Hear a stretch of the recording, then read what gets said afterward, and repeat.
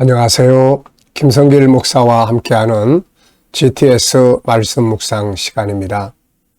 오늘은 8번째 주간의 5째 날 묵상입니다. 5째 날 묵상의 주제는 관계 성공하기가 되겠습니다. 오늘 이번 주 관계 성공하기는 다른 사람과의 관계 성공하기가 되겠습니다. 사람은 관계 속에서 살도록 돼 있죠. 그래서 지난 주간에는 자기 자신과의 관계, 그 다음에 이번 주간에는 다른 사람과의 관계, 그리고 다음 주간에는 이제 환경과 내가 하는 업무와의 관계, 우리 아이들은 또 공부와의 관계 성공하기가 되겠습니다. 자, 우리가 어떤 일을 하게 되면 항상 관계 성공하기 위해서는 이 일과의 관계를 어떻게 성공할 수 있을까? 어떤 문제가 부딪혀 있으면 이 문제와의 관계에서 내가 어떻게 성공할 수 있을까? 이렇게 주제를 바꿔가면서 관계 성공하기를 생각하면 되겠습니다. 내가 어느 장소에 있습니다. 그 장소에 있는 시간, 그 장소에 있는 시간과의 관계 성공하기. 그럼 내가 이 시간 속에서 이 장소에서 뭘 해야 가장 보람있고 아름답게 이 시간을 잘 사용할 수 있을까? 이 상황을 잘 사용할 수 있을까? 이렇게 생각을 하시고 적용을 하시면 되겠습니다. 그래서 관계 성공하기, 오늘의 관계 성공하기는 여러분들이 다른 사람들과의 관계, 부부관계, 부모 자녀와의 관계, 또 동료들, 이웃들과의 관계 어떤지 한번 생각해 보시고요. 관계 잘 할 수 있는 그런 시간 되시기 바랍니다. 관계가 성공해야 인생은 또 성공할 수가 있습니다. 자, GTS 묵상은 매일매일 지속되는 감동과 영감, 신앙생활, 그 다음에 현장에서의 변화와 발전, 아이들은 학습 능력과 재능 개발을 위해서 만들어진 프로그램입니다. 이것을 위해서 5-7+2라고 하는 구조가 들어 있습니다. 5는 그림을 분석하면서 생각하고 또 공부할 수 있는 두뇌를 만드는 것이고요. 7은 매일매일 주제를 가지고 살아가는 훈련입니다. 이 주제를 기억하고 살 때 변화가 만들어지고 또 이렇게 발전이 이루어지게 됩니다. 오늘 같은 날은 다른 사람과의 관계를 생각해 보는 거죠. 부부관계. 안 좋다. 그러면 오늘은 관계를 좋게 하기 위해서 좋은 대화를 나누고 칭찬을 해주고 이러면서 관계를 정상화하는 이런 시간들을 갖도록 하는 것이죠. 자, 2는 질문 만들기와 주님을 통해서 주님과 소통하고 영감을 얻는 훈련이 되겠습니다. 자, 오늘 그림은 말씀을 올려놓은 그림이에요. 시편 14편 1절, 이번 주간의 본문 중에 1절을 올려놨습니다. 어리석은 자는 그 마음에 이르기를 하나님이 없다 하는도다. 그들은 부패하고 그 행실이 가증하니 선을 행하는 자가 없도다. 이렇게 기록되어 있죠. 자, 이 그림 보면서 제목 하나 정해보시고 의미들 또 적어보십시오. 여기는 정답은 없습니다. 각자가 생각을 움직이게 하기 위한 거니까 보고 느끼는 대로 적어보시면 돼요. 자, 저는 제목을 어리석은 자 이렇게 적어봤습니다. 어리석은 자. 그리고 의미는 어리석은 자는 하나님이 없다고 하는 자다. 그들은 부패하고 결국은 멸망한다. 반대로 지혜로운 자는 하나님의 존재를 인정하고 그분의 필요성을 느끼며 그분을 믿고 그분의 말씀을 따라가게 된다. 결국은 승리하게 되고 영원한 나라 생명을 얻게 된다. 이렇게 적어봤습니다. 자, 두 번째는 이제 분석입니다. 이 분석을 통해서 항상 눈에 보이는 것도 한번 집중해서 보시고 또 보이지 않는 부분도 또 우리가 이렇게 살펴서 항상 세상에는 안 보이는 게 더 많기 때문에 아이들은 이 능력을, 이 생각하는 능력, 보이지 않는 것을 찾아내는 능력을 키워야 철학적 사고가 커지고 과학적 사고가 커지거든요, 이게. 네. 자, 여기서는 보이는 부분은 간단합니다. 말씀, 시편 14편 1절이 있고요. 그 다음에 뒤에 배경에는 하늘이 있고 구름이 있고 그 구름에서 빛이 쫙 비쳐나오는 이런 장면을 그려놓고 있습니다. 자, 보이지 않는 부분에는 또 뭐가 있을까요? 우선은 이 어리석다고 지적당하고 있는 요 사람들이 있죠. 어리석은 자들은 누군가? 그리고 그들의 특징은 뭔가? 하나님이 없다고 하는 이들의 특징은 이제 자기가 주인이죠. 자기가 왕노릇하는 거예요. 자기의 힘이 있는 사람은 힘을 가지고 다른 사람들을 괴롭히게 되고, 또 자기 쾌락적 향락을 아무 감시자가 없으니까 멋대로 행하다가 결국은 방탕하고 타락하게 되고, 이렇게 되는 거죠. 자, 반대로 지혜로운 자는 또 어떤 사람인가? 지혜로운 자는 하나님을 의식하는 사람이에요. 하나님을 의식하고 인정하고 하나님을 인식하고 사는 사람들이죠. 그들의 특징은 뭔가? 그들은 항상 하나님을 의식합니다. 요셉이 유혹을 받을 때 하나님 앞에서 내가 이런 죄를 범할 수 있느냐? 난 그럴 수 없다. 도망가 버리죠. 그리고 하나님을 의지합니다. 하나님이 계시면 하나님이 일하시면 된다. 그러니까 이 어리석은 자들과 지혜로운 자의 삶의 차이는 엄청나게 큰 거죠. 이렇게. 세 번째입니다. 그림에서 가장 중요한 것은 뭐라고 생각하십니까? 네, 저는 어리석은 자와 지혜로운 자의 차이점 이렇게 적었어요. 어리석은 자, 지혜로운 자. 하나님을 믿는 우리들도 가끔은 어리석게 행동할 때가 많이 있습니다.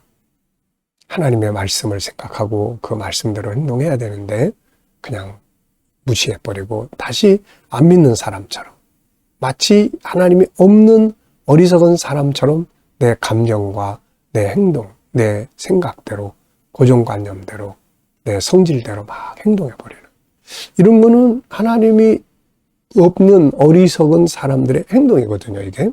그래서 이런 거 우리가 조심해야 되지 않을까 싶습니다. 자, 네 번째 연상법 훈련입니다. 자, 눈 감으시고요. 그림 한번 떠올려 보십시오. 시편 18편 1절 어리석은 자는 그 마음에 하나님이 없다 하는도다. 그들은 부패하고 선을 행하는 자가 없도다. 이제 이런 말씀이죠. 자, 그리고 뒤에는 하늘이 있고 구름이 있습니다. 그리고 또 빛이 쫙 비치면서 아래쪽으로는 불그스름한 이런 하늘이 만들어지고 있습니다. 자, 그리고 또 우리 아이들은 여기서 이제 수학도 한번 생각해 봐야죠. 요즘에는 아이들이 GTS 나누다 보면은 요게 이제 많이 발전했어요. 그래서 어제도 GTS 나누면서 그림에서 수학 찾기 했더니 아이들이 다 여기서 뭐 다양하게 도형도 찾고 또 측정도 찾고 또 숫자도 찾고 더하기도 찾고 뭐 다양하게 이제 이걸 가지고 노는 그런 장면을 볼 수 있었습니다.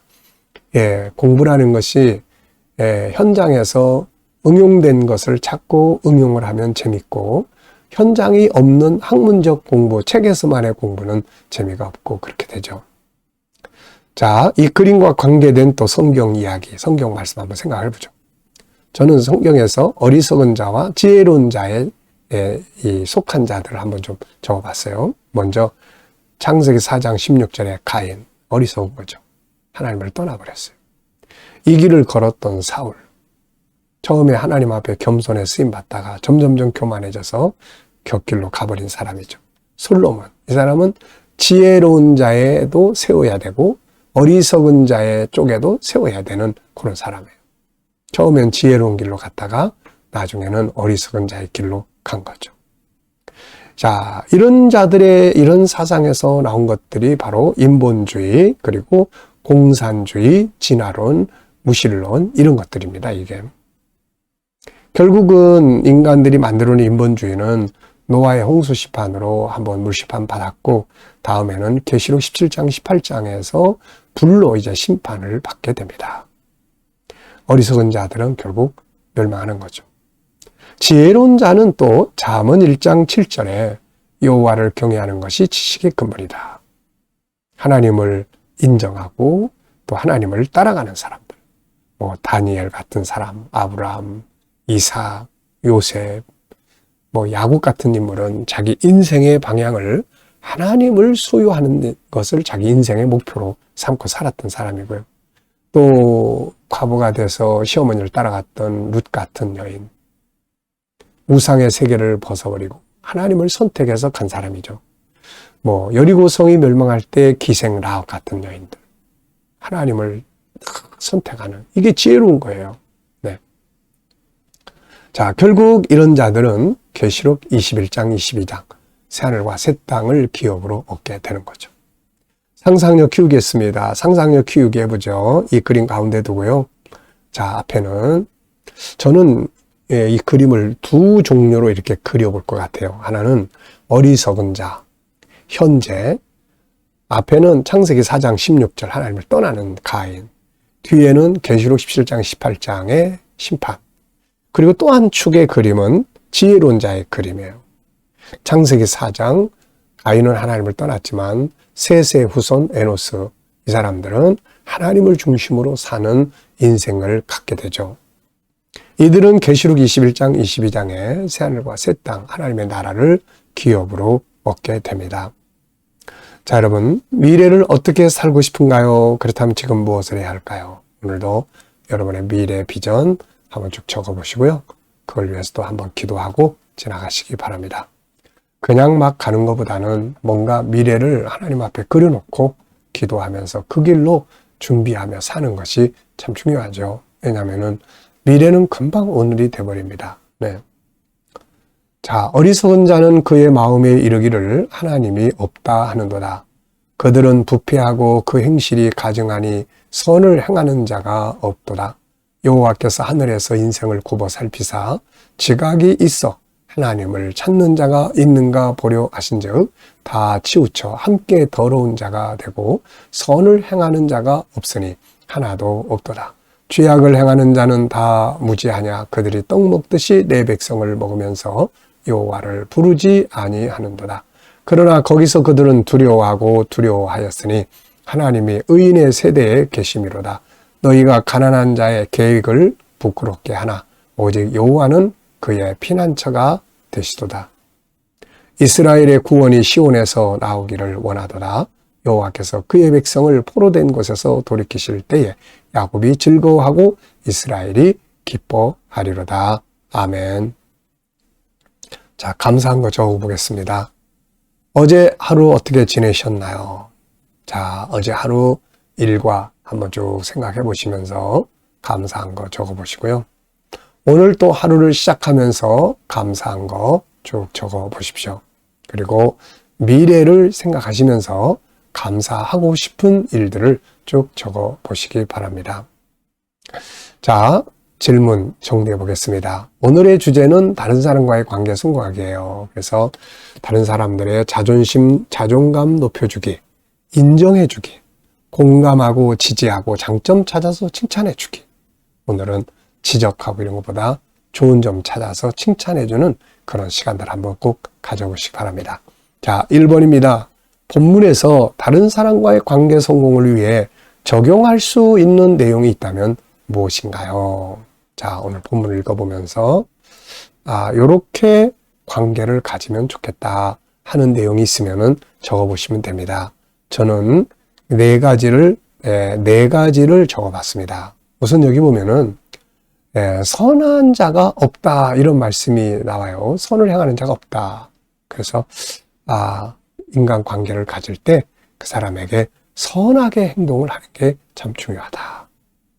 그 다음에는 또 여기에 보면은 이제 3절에 4절에 그들이 떡 먹듯이 내 백성을 먹으면서 이런 말씀이 나와요. 성도들을 괴롭히는 거죠. 그래서 우리가 다른 사람들을 괴롭히는 것이 아니라 도와주는 자, 우애해주는 자, 배려하는 자가 되는 거. 이게 다른 사람과의 관계를 좋게 하는 겁니다. 오늘도 누군가를 배려해보는, 그를 괴롭히고 희생하는 게 아니라 그의 성공을 도와주는 그런 삶이 된다면 훨씬 좋아지죠.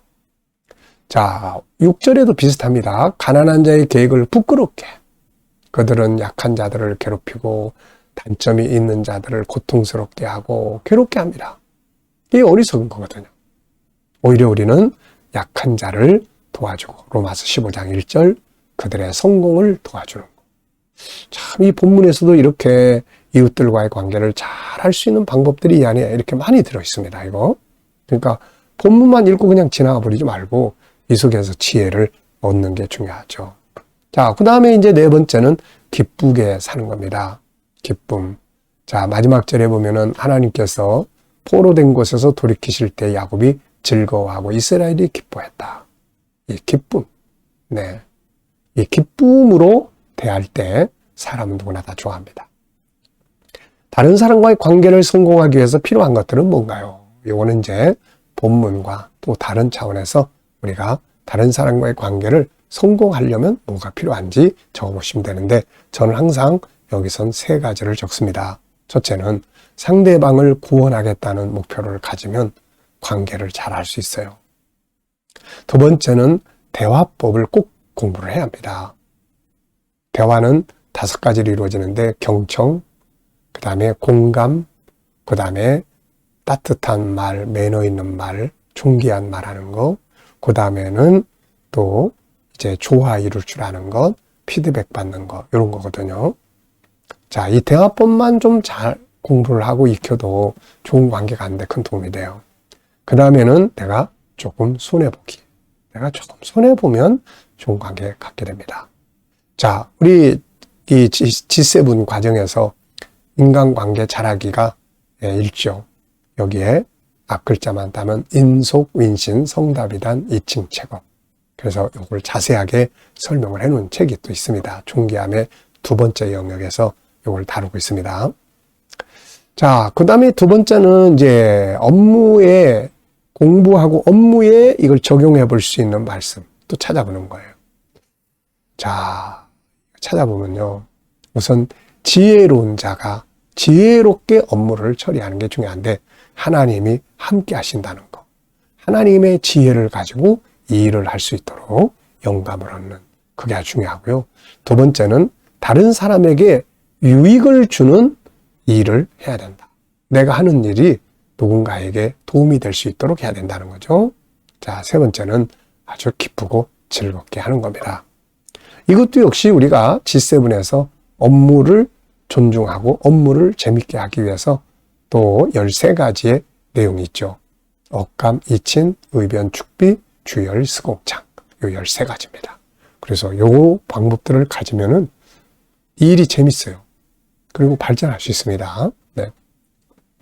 자, 요런 거 참고해 두시고요.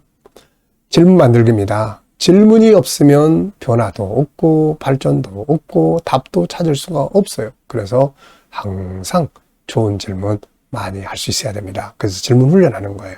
자, 5절, 6절 읽어볼까요? 그러나 거기서 그들은 두려워하고 두려워하였으니 하나님이 의인의 세대에 계심이로다. 너희가 가난한 자의 계획을 부끄럽게 하나 오직 여호와는 그의 피난처가 되시도다. 아멘. 자, 여기서 질문 어떻게 만들어 보면 좋을까요? 저는 무신론자들이 왜 두려워할까? 이런 5절에 보면 그들은 두려워하고 두려워했다. 하나님이 없다고 큰소리 뻥뻥 치는데 이 사람들이 결국은 두려워해요. 자, 왜 두려워할까요? 우선은 스스로가 자기의 보호자가 돼야 되기 때문에 그래요. 뭔가 이렇게 힘이 있을 때는 그런 소리 뻥뻥 하다가 막상 어려운 일을 만나거나 아프거나 그러면 무섭죠. 두렵습니다. 왜? 자기가 다 해결해야 되니까. 하나님을 모신 사람들은 하나님께 맡길 수 있고 하나님의 도움을 구할 수 있잖아요. 근데 무신론자들은 그걸 못하는 거예요. 두려워하는 겁니다. 누가 자기를 침략해 올까 봐. 저 공산주의자들 보세요. 자기를 침략할까 봐 그냥 얼마나 무기 개발이라든지 뭐 이런 거 엄청나게 많이 합니까? 무서워하는 거예요. 잠도 잘 못 자요. 누가 자기를 암살할까 봐. 네. 자, 그리고 또 하나는 미래가 없다는 거죠. 죽음 앞에 섰을 때 어디로 간지 모르고 죽음으로 끝난다 생각하면 얼마나 두려워요. 근데 지혜로운 자들, 하나님을 중심으로 사는 자들은 물론 우리도 두려움이라는 본질적인 게 없지는 않아요. 그런데 정신 차리고 하나님께 맡길 수 있고 하나님의 도움을 구할 수 있고 말씀 속에서 답을 찾아낼 수 있고 미래를 명확하게 알 수 있고 그러니까 우리는 소망을 갖게 되는 거예요. 그래서 무신론자들은 결국 두려움 속에 삽니다. 2번째는 개인 질문이에요. 변화와 발전에 대한 질문입니다. 자, 여러분도 여러분 자신의 변화하고 발전해야 될 부분이 뭔지 한번 질문해 보시고 한번 생각을 해 보시죠. 자, 저는 내가 더 발전해야 될 부분은 무엇인가? 저는 GTS 전문가, 그리고 특히 GTS 수학. 꼭 저는 이 분야의 전문가가 돼서 아이들을 도와주고 아이들에게 복음을 나눠줄 수 있도록 그렇게 꼭 하려고 합니다. 어제도 보니까 우리 중고등부에서 그 중고등학교 애들 음료수, 무료 음료수 데이 이래가지고 아이들을 이렇게 오게 하는데 어제도 아이들이 여러 명의 애들이 와서 이제 조금 더 발전해가지고 음료수 마시는 게 아니라 거기서 아이들에게 이렇게 놀이도 하고 이제 이런 것들을 이제 하는 장면을 봤습니다. 그러니까 제가 그런 전문가를 딱 되면은 아이들 수포자들 오라고 그래서 음료수도 주고 또 놀이도 하면서 아이들 그 수포자들 도와주면 얼마나 좋겠습니까? 그 속에 이제 복음을 담을 수가 있잖아요. 자, 여러분들도 자신의 변화와 발전에 대해서 질문하고 싶은 거 그렇게 또 해보시고 적어보십시오. 자, 묵상 시간입니다. 이 시간은 이제 지금까지는 그림과 본문을 가지고 우리가 연구하면서 이제 은혜를 받았다면 이 시간에는 예수님께 묻고 내가 가진 어떤 사안들에 대해서 영감을 얻는 시간입니다. 자, 눈 감으시고요. 오늘 본문 한번 또 쭉 떠올려 보십시오. 자, 그리고 7가지 주제 또 떠올려 보시고요. 오늘의 내 삶을 한번 또 쭉 떠올려 보십시오. 오늘 어디를 가시고 어떤 일을 하고 무엇을 하고 또 해결해야 될 문제는 무엇이며 또 오늘 누구를 만나게 되나요? 다 떠올려 놓고 하나하나 예수님께 물으면 됩니다. 이 사람 만나는데 제가 어떤 말을 하면 좋을까요? 어떤 자세로 대하면 좋을까요? 주님이라면 어떻게 하시겠습니까? 주님, 오늘 이 문제를 해결해야 되는데 어떤 말씀을 제가 기억하고 행동하면 좋을까요? 또 7가지 주제 중에 어떤 주제를 사용하면 좋을까요? 주님이라면 어떻게 하시겠습니까? 그리고 기다려보면 주님이 주시는 영감이 있습니다. 이거 가지고 살면 좋은 승리가 되게 되는 거죠. 오늘도 묵상과 함께 좋은 하루 되시고요. 자, 승리하시기 바랍니다. 기도하고 마치겠습니다. 주님 감사합니다. 오늘도 또 묵상으로 하루 시작합니다. 말씀하신 것처럼 형통하게 하여 주옵소서. 또 믿지 않는 자, 우리 자녀들, 친척들, 동료들 다 예수 믿고 구원받게 하시고 또 성도들의 직장과 사업장이 형통하게 하시며 오늘도 또 치료받는 교우들에게 치유의 능력이 더 강하게 역사해 주시고 어려운 문제를 안고 기도하는 성도들에게 감당할 힘을 주시고 합력하여 선을 이루게 하여 주옵소서. 오늘도 이 대한민국 지켜주시고 복 주셔서 발전하고 거룩한 나라, 선교하는 나라가 되게 해주시고 또 지도자들에게 지혜 주셔서 나라를 바르게 이끌어가게 하여 주시옵소서. 아버지, 오늘도 세계 곳곳에서 복음을 위해 수고하는 선교사님들에게 함께 해주시고 특별히 우리 KDM 훈련을 통해서 천국 복음이 더욱 많은 나라에 전파되게 하여 주시며 GTS 묵상 더 많은 교회들에게 보급되고 또 다음 세대 양육하는 데 귀하게 사용되게 하여 주옵소서. 감사하며 예수님의 이름으로 기도하옵나이다. 아멘.